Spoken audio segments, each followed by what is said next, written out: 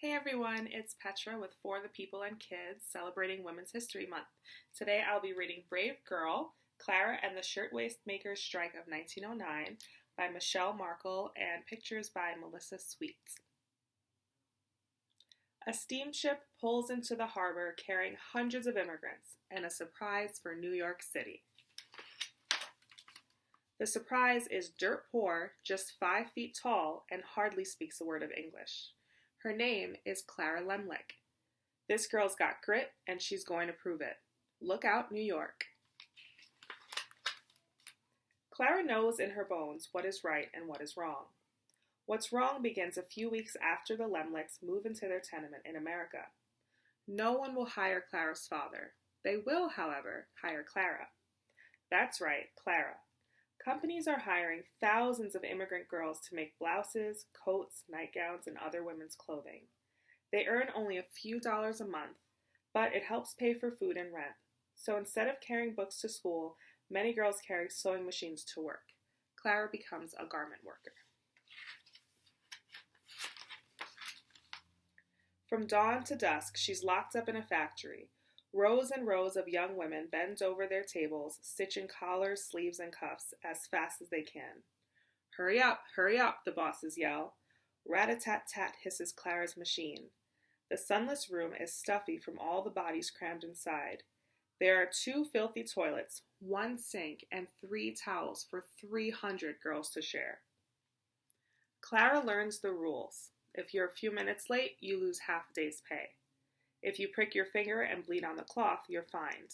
If it happens a second time, you're fired. The doors are locked and you're inspected every night before you leave to be sure you haven't stolen anything from the factory. But Clara is uncrushable. She wants to read. She wants to learn.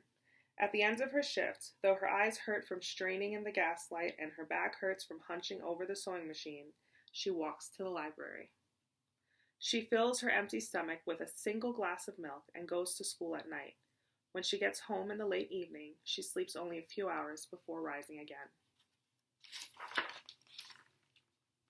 As the weeks grind by, Clara makes friends with the other factory girls. At lunch, they share stories and secrets as if they were in school, where they belong. Clara smolders with anger, not just for herself, but for all the factory girls working like slaves. This was not the America she had imagined. The men at the factory tell her they've been trying to get the workers to team up in a union. Then they'd strike, refuse to work, until the bosses treat them better. But the men don't think the ladies are tough enough. Not tough enough? Because they're girls? Oh, yes, they are. Clara knows it. She'll show them. From then on, at the sewing tables and on the street corners, Clara urges the girls to fight for their rights. When the seamstresses are overworked, she says, strike. When they're underpaid, she says, strike. When they're punished for speaking up, she cries, strike. And the girls do. Each time Clara leads a walkout, the bosses fire her. Each time she pickets, her life is in danger. The bosses hire men to beat her and the other strikers. The police arrest her 17 times. They break 6 of her ribs, but they can't break her spirit. It's shatterproof.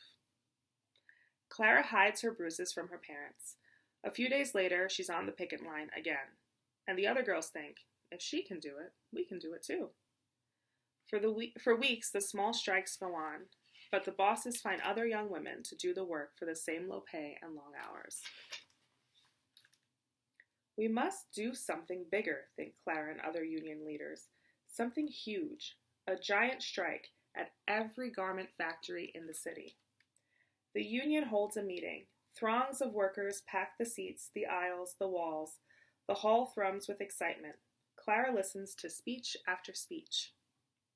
The speakers, mostly men, want everyone to be careful. 2 hours pass. No one recommends a general strike. Finally, the most powerful union leader in the country goes up to the podium. Not even he proposes action, so Clara does. That's right, Clara. She calls out from the front of the hall.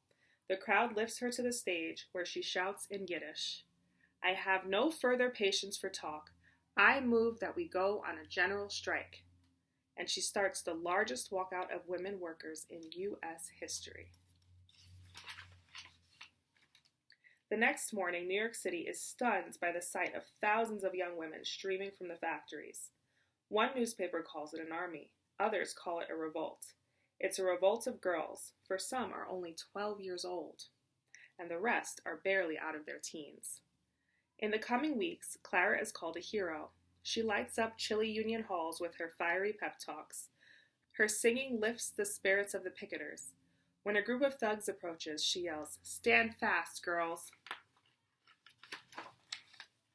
And they do, all winter long in the bitter cold.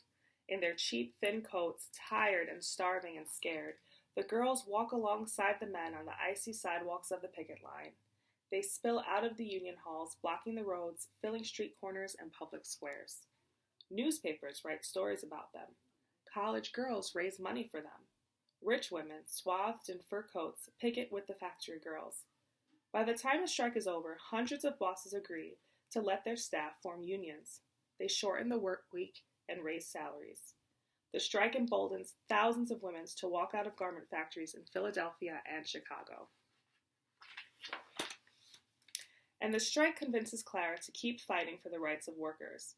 Her throat is hoarse, her feet are sore, but she has helped thousands of people, proving that in America, wrongs can be righted, warriors can wear skirts and blouses, and the bravest hearts may beat in girls only 5 feet tall. Thank you all for listening to my reading. I hope you're as inspired by Clara's story as I was, and I'll see you next time with a new book.